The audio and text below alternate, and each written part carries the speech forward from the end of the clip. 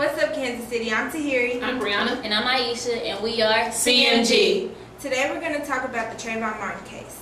So let's start with why race was not addressed in the courtroom.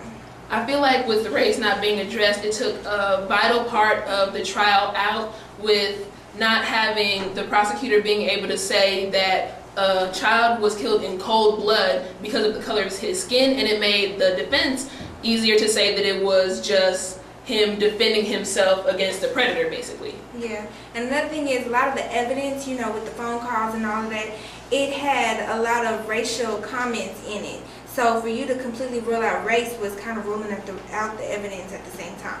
Yeah. Another thing is this case has kind of deterred some youth. It's made, it seemed like they're attacking the youth in general. A lot of people have done riots all over the country.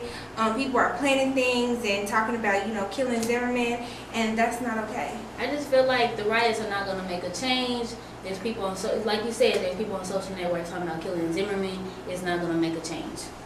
The main thing is, if African American community just goes out and starts riots and kills Zimmerman, that's just showing society that we are just violent as a whole, and that changes nothing.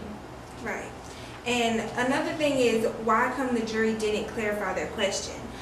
They asked the judge basically to elaborate on what she meant by manslaughter. She sent a letter back saying that they had to ask a specific question regarding manslaughter, and they never responded. They just went straight into a verdict. So it makes you wonder, what were they thinking to make them just, forget about it? Like if she had answered back to them in the first place, would the verdict have been different?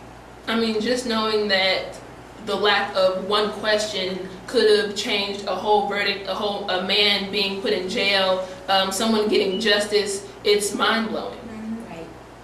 So, things like this, cases like this are basically the norm. This stuff happens all the time. It's been going on for years. So why are people so surprised? Right. Like in the 1950s, Emmett Till was accused of whistling at a white woman and was beaten to death. Mm-hmm. So what about that?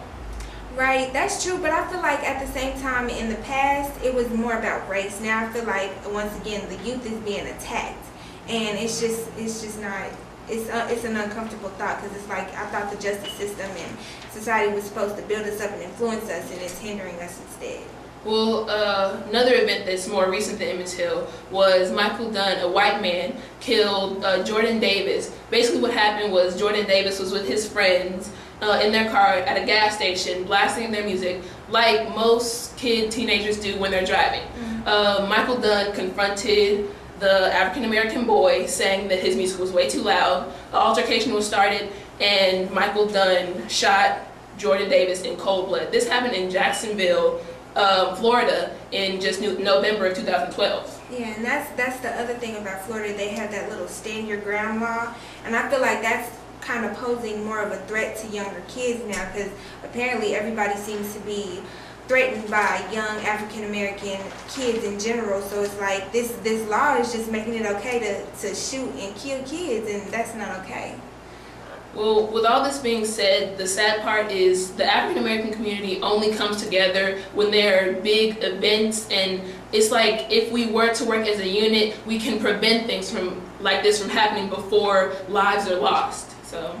Right, and I think it's okay to be angry, it's okay to be sad about the situation, but at the end of the day, you need to pull yourself together and fight with peace instead of violence. In Kansas City, that is all we have for today. Don't forget to check out our videos on whatsupkansascity.net and cascadesports.tv.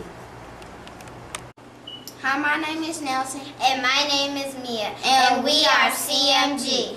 If you would like to promote your business, goods, or services, check us out at whatsupkansascity.net or cascadesports.tv. And remember, it pays to advertise.